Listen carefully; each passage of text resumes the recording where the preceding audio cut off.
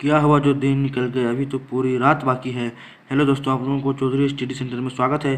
तो आज के इस वीडियो में हम लोग कक्षा 10 के विज्ञान यानी कि फिजिक्स के बारे में कुछ इंपॉर्टेंट क्वेश्चन देखेंगे। इनमें हमारे विज्ञान, केमिस्ट्री, बायोलॉजी सभी के क्वेश्चन रहेंगे। तो हमारा सबसे पहला क्वेश्चन है कि दाढ़ी बनाने में किस प्रकार के दर्पण का उपयोग किया जाता है। समतल दर्पण, उत्तल दर्पण, अवतल दर्पण, इनमें से कोई नहीं। इसका आंसर हो जाएगा हमारा अवतल दर्पण। कौन सा? अवतल दर्पण। आप लोग कहीं पर भी अगर गए होंगे सैलून तो वहाँ पर अवतल दर्पण लगा हुआ रहता है। 2 नंबर क्वेश्चन है कि गोलीय दर्पण में फोकस दूरी एवं वक्रता त्रिज्या के बीच संबंध है। एफ, इसका आंसर हमारा बी नंबर, एफ बराबर r/2। 3 नंबर क्वेश्चन है कि प्रकाश के अपवर्तन की क्रिया में कौन सी भौतिक राशि अपरिवर्तित रहती है। आवृत्ति, वेग, तरंग दैर्घ्य, इनमें से कौन है? इसका आंसर हमारा हो जाएगा आवृत्ति। 4 नंबर क्वेश्चन है कि 1 मीटर फोकस दूरी वाले उत्तल लेंस की क्षमता होगी -d, 1d, 2d, 1.5d। इसका आंसर हमारा 1d। 5 नंबर क्वेश्चन है कि 4d क्षमता वाले अवतल लेंस की फोकस दूरी क्या होगी? 20 सेंटीमीटर, 25 सेंटीमीटर, 30 सेंटीमीटर या फिर 40 सेंटीमीटर। तो इसका हमारा आंसर हो जाएगा 25 सेंटीमीटर। हमारा क्वेश्चन है 6 नंबर की वाहन के अग्र दीपों में किस दर्पण का उपयोग किया जाता है। इसका आंसर है हमारा अवतल दर्पण। 7 नंबर क्वेश्चन देखिए कि मानव नेत्र के जिस भाग पर किसी वस्तु का प्रतिबिंब बनता है वह है क्या? दृष्टिपटल। वह दृष्टिपटल है। 8 नंबर क्वेश्चन आप लोग कमेंट में बताएंगे कि सामान्य नेत्र का दूर बिंदु क्या है? 20 सेंटीमीटर, 25 सेंटीमीटर, 100 सेंटीमीटर या फिर अनंत। ये क्वेश्चन बहुत ही इंपॉर्टेंट क्वेश्चन है, ये आप लोग कमेंट पर बताएंगे। 9 नंबर क्वेश्चन देखिए कि नेत्र में जाने वाले प्रकाश की मात्रा का नियंत्रण कौन करती है? तो पुतली करती है। हमारे आँख में रहती है पुतली, वही हमारी प्रकाश की मात्रा का नियंत्रण करती है। 10 नंबर क्वेश्चन देखिए कि मानव नेत्र में प्रतिबिंब की प्रकृति क्या होती है? उल्टा एवं वास्तविक। क्या होती है? उल्टा एवं वास्तविक। तो हमारा नेक्स्ट क्वेश्चन है कि किसी विजन का पीएच मान 10 है, वह निम्नलिखित में क्या होगा? तो वह क्षार हो जाएगा। तो पीएच स्केल में 1 से 7 तक अम्लीय होता है, और नहीं 1 से 6, तो हाँ 1 से 6 तक अम्लीय होता है, और 7 होता है उदासीन, और 7 से लेकर के उधर 14 तक ये क्षारीय होता है। आगे हमारा क्वेश्चन फिर देखिए कि इमली में कौन सा अम्ल होता है? सिट्रिक अम्ल, टार्टरिक अम्ल, सिट्रिक अम्ल, लैक्टिक अम्ल। तो इमली में हमारा टार्टरिक अम्ल होता है। 21 में क्वेश्चन है कि कौन सा धातु कमरे के ताप पर द्रव अवस्था में पाया जाता है? तो ब्रोमीन। कौन सा धातु, अगर पूछेगा कि कौन सा धातु कमरे के ताप पर द्रव अवस्था में रहता है, तो क्या हो जाएगा? मरकरी। मरकरी को हम लोग पारा भी कहते हैं। अगर पूछेगा कौन सा धातु, तब मरकरी। यहाँ पर पूछा धातु, तो ब्रोमीन इसका सही आंसर हो जाएगा।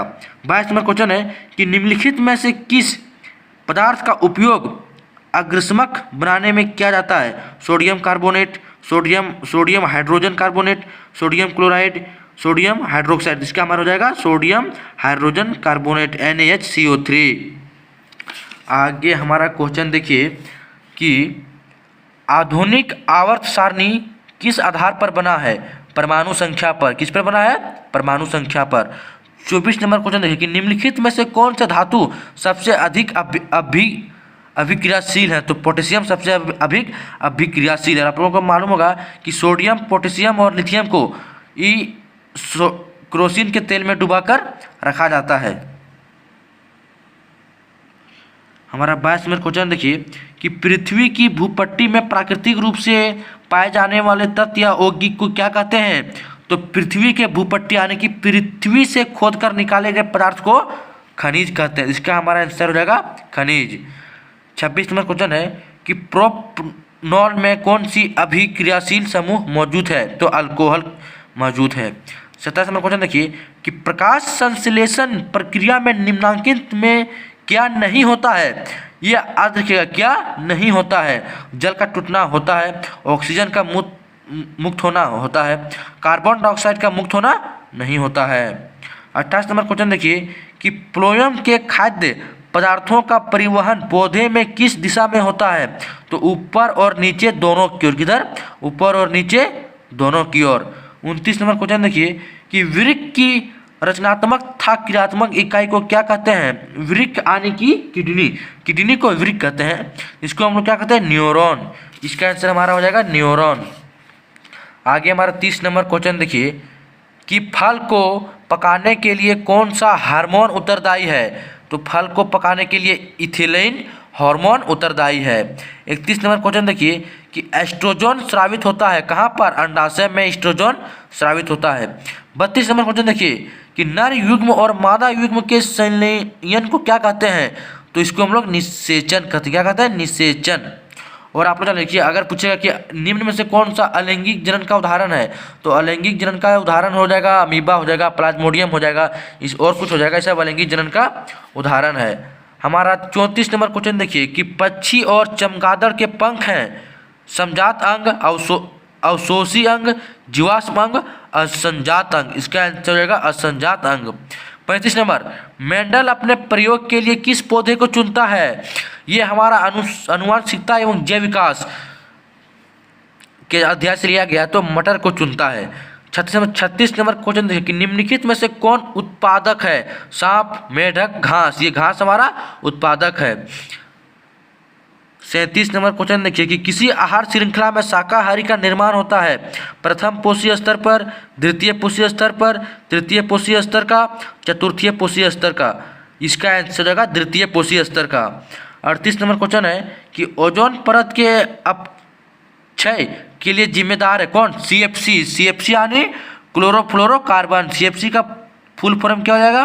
क्लोरोफ्लोरोकार्बन। 39 नंबर क्वेश्चन देखिए कि निम्नलिखित में से कौन सा जैव मात्रा ऊर्जा स्रोत का उदाहरण नहीं है? ये उदाहरण नहीं है, तो ये हमारा हो जाएगा नाभिकीय ऊर्जा नहीं है। 40 नंबर क्वेश्चन देखिए कि पवन ऊर्जा उत्पादन के लिए पवन की चाल न्यूनतम कितनी होनी चाहिए? 15 किलोमीटर प्रति घंटा। ये क्वेश्चन बहुत ही इंपॉर्टेंट है कि पवन ऊर्जा उत्पादन के लिए पवन की चाल न्यूनतम कितनी होनी चाहिए? तो 15 किलोमीटर प्रति घंटा। तो आज हम लोग इतना क्वेश्चन देखिए, तो इस सब क्वेश्चन को ध्यान से रखना है और ये सब क्वेश्चन जैक बोर्ड में फाइनल एग्जाम में पूछे जाएंगे। तो आज के इस वीडियो में इतना ही। तो आप लोग आप सोइए नहीं, आप जगने का वक्त आ गया है, क्योंकि जो जगता है वही पाता है। ठीक है, कुछ पाने के लिए कुछ खोना पड़ता है। तो आज आप लोग रात जगिएगा तो कल सुबह को आप लोग आराम से सोइएगा। 10 के एग्जाम के बाद रात भर सोइए, दिन भर सोइए, आपको कौन उठाने जाएगा जब तक कि रिजल्ट ना आ जाए। तब आज के इस